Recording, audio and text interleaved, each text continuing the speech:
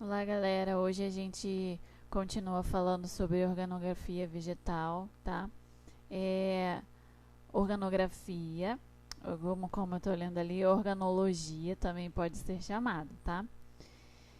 Bom, eu estou agora no módulo, na unidade 22. Nós vamos começar a fazer os exercícios do segundo bimestre. E eu vou deixar anotadinho aí para vocês.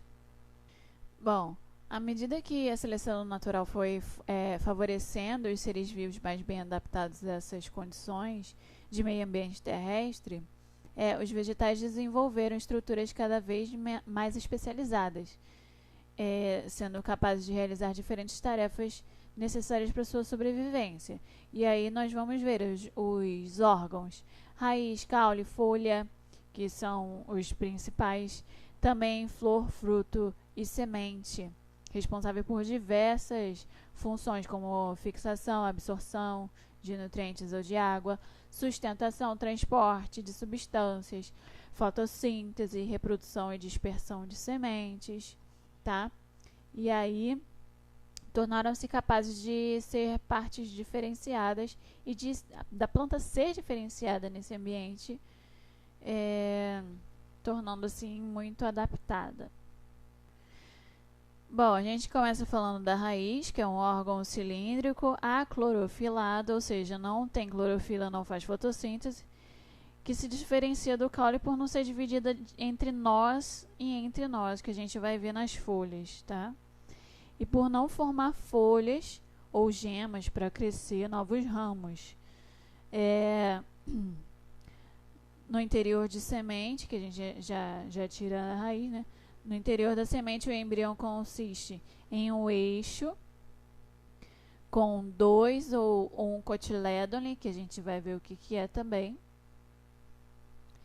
Bom, aí o que é importante? Função: fixar a planta ao solo e absorção de água e sais minerais. Então vamos ver essa composição da raiz, começando de baixo, que a coifa é uma estrutura com um formato de capuz, né, que vai revestir a extremidade da raiz. A função dela é proteger o meristema radicular. Então, ela vai proteger o meristema, ou seja, aquele tecido ali no número 2, que causa a multiplicação celular e cresce para baixo. Então, é como se fosse uma capa protetora. A zona meristemática, né, que é a zona que vai dar o meristema primário, é protegido pela coifa e vai ter o crescimento de bastante células ali. No número 3 é a zona de alongamento celular, ou a zona lisa. Localiza-se em cima da coifa, né, em cima do meristema também, e apresenta internamente células que se distendem, proporcionando o crescimento longitudinal, e não tem pelos nem ramificações. Por isso que é chamada de lisa. A zona pilífera apresenta células epidérmicas dotadas de projeções, né, de pelos absorventes. E é por meio desses pelos que a raiz absorve a maior parte da água e dos sais minerais que a planta precisa. A zona de ramificação é uma região da raiz em que aparecem as raízes laterais, as ramificações. Essas raízes surgem da proliferação das células de tecido periciclo, das células do periciclo. Bom, o colo é a região que já está entre a raiz, é uma região de transição entre a raiz e o caule. Bom, aí vocês notam a epiderme com os pelos absorventes. É uma camada simples de células, de onde partem essas projeções dos pelos. O córtex já possui tecidos como o parênquima, colênquima, esclerênquima e endoderma. E a endoderme vai delimitar o cilindro central. Vamos lá. O endoderma está aqui, ó. Ele vai delimitar aonde ficam as regiões de xilema e floema que a gente viu semana passada. e o cilindro vascular, que é onde de fato apresenta os 2 vasos condutores de seiva. Bom, mas essa aqui, no caso, é a raiz de monocotiledôneas, tá? Que tem essa estrutura aqui. Agora, de dicotiledôneas, vamos lá, qual é a diferença de monocotiledônea e dicotiledôneas aqui, ó? Bom, quando você pega uma semente e você consegue dividi-la em 2 partes muito certas, tá? Como, por exemplo, a semente do feijão, ela é chamada de dicotiledôneas, ou seja, ela tem 2 cotilédones. Eles são divididos em 2 partes. As monocotiledôneas, a semente não consegue fazer essa divisão, então você vai quebrar ela de qualquer jeito. Não vai ficar igual. Então, elas são chamadas de monocotiledôneas. Aqui, na dicotiledônea, você sabe que o periciclo vai gerar raízes laterais e secundárias. Você não nota o suber, lá na outra. O xilema e floema tem uma outra conformação, uma parte bem maior. E é isso por aqui. Bom, quanto ao habitat delas, são subterrâneas, essas daí no caso, né? Tem a axial ou pivolante, que é denominada a primeira raiz que surge na germinação da semente. Então, ela é uma raiz principal. A fasciculada ou cabeleira, que existe em monocotiledôneas, ela não tem uma raiz principal. E as tuberosas, que podem armazenar substâncias nutritivas, como a cenoura. Essas daqui já são as aéreas, estranguladoras, grampiformes, pneumatóforos, que são respiratórias. Então, essas pneumatóforas, por exemplo, existem muito nos mangues, onde a raiz desce e ela precisa subir para capturar oxigênio. A raiz grampiforme, ela vai grampear, ela vai pregar em outro tronco. E a raiz estranguladora, que ela vai apertando o outro tronco. O outro tronco não, né, gente? O tronco, porque ela é uma raiz. Mas o importante dizer sobre a estranguladora é que ela não é parasita. Ela não está sugando ali estrutura nenhuma seiva. Bom, quanto ao habitat aéreo, tem os austórios ou sugadoras, que esse tipo de raiz é adaptada à extração de alimento das plantas hospedeiras, né, sendo característico de plantas parasitas. A suporte ou escora, que as plantas costumam viver nos manguezais, desenvolvem raízes de suporte, né? Essas raízes partem do caule e vão se ramificando, atingindo o solo e melhoram as condições de fixação nesse terreno, que é lodoso. Tabular, que já lembra o formato de uma tábua, né? Que elas são bem estreitas e desenvolve-se bem próximo à superfície do solo. Bom, finalmente as aquáticas, que você percebe que elas precisam boiar, né? E então ela vai ter muito parênquima aerífero, ou seja, aquele tecido de reserva, reservando ar para ocasionar a flutuabilidade desse vegetal. Aqui a gente pode ver a diferença num corte horizontal, sobre o caule dessas plantas. Então, a dicotiledônea tem o xilema para dentro, né? O floema para a flora, lembra? E a monocotiledônea, isso já é mais disperso, só que sempre o floema para o lado de fora, né? Por mais que seja todo espalhado, ele é sempre em direção à parte externa. Bom, falando sobre caule mais exatamente, então temos na monocotiledôneas apenas epiderme, que é a camada única de células, bem fina e simples. Tem o córtex, que possui parênquima e colênquima. E a medula, que é constituída por parênquima de preenchimento. Na dicotiledônea você vê todo o processo de crescimento desse caule até chegar numa estrutura mais complexa, que a gente já viu na histologia: epiderme, córtex, filoderma, filogênio e suber, além dos dos vasos condutores de seiva. A gente também já falou sobre esse crescimento secundário do caule, que são os anéis de crescimento, né? As estações secas. O xilema produz parede muito espessa, que é o xilema estival, que aí você vê mais escuro. E depois, em estações chuvosas, você vê o xilema primaveril. Então, ela acaba fazendo marcas. E você pode juntar o estival com o primaveril, que isso dá um ano certinho. Bom, os tipos de caules eretos tem o tronco, um caule bem desenvolvido, lenhoso, com diâmetro muito maior do que a parte de cima, né, a parte apical.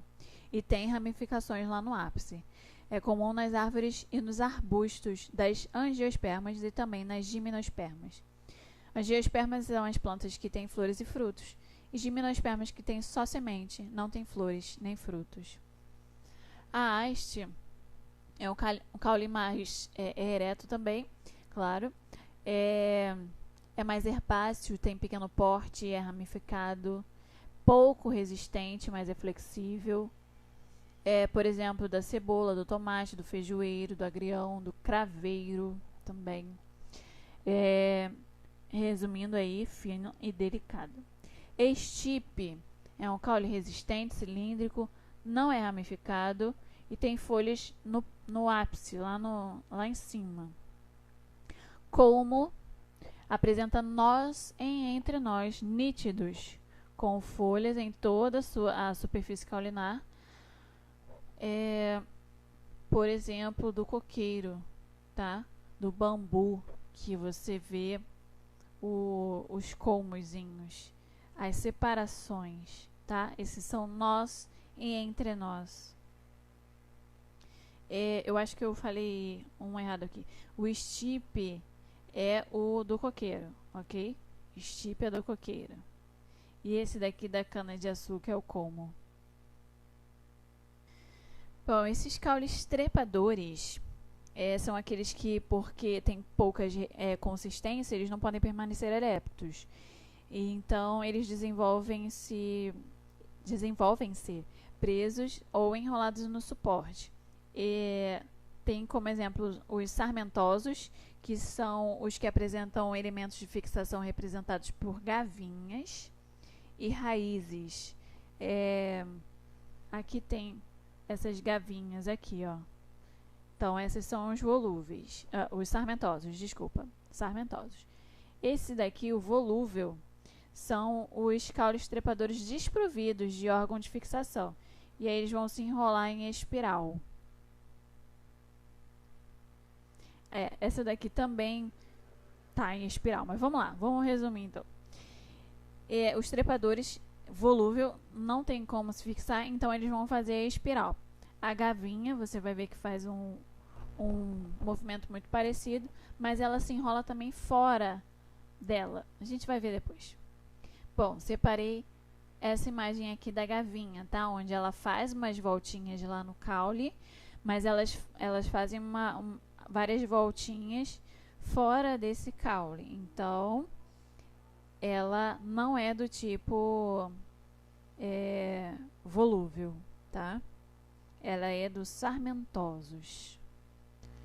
Bom, sobre caules, continuando ainda, tem os rastejantes que sempre voltam uma face para o solo, tipo que rastejando mesmo. Os caules subterrâneos temos o rizoma, é um caule que apresenta crescimento horizontal também. O tubérculo, que apresenta dilatamento para acúmulo de nutrientes, o exemplo é a batata. O bulbo, que não são propriamente ditos os caules modificados, mas são órgãos muito mais complexos, porque apresentam porção central pequena. A gente denomina o nome de prato. Bom, apresentam também folhas modificadas com aspecto de escamas, né? E armazenam substâncias de reserva também. Bom, algumas adaptações do caule Por exemplo, os espinhos são formações vivas e são muito difíceis de se remover do caule. Então, são tecidos profundos, tem a função protetora e é como se fossem folhas fechadas, que elas fecharam para não perder muita água. Os glatódios, eles são caules bem gordinhos para armazenar água e ainda assim fazer fotossíntese também. Os filocládios, nossa, eles são os glatódios, só que com aspecto mais de lâmina, um aspecto laminar. Já o acúleo você encontra nas roseiras, não é a mesma coisa que espinho. Então, eles são facilmente retirados, quer dizer, eles são formados na epiderme com a função de proteção. É diferente, muito diferente dos espinhos, que são folhas modificadas, folhas fechadas.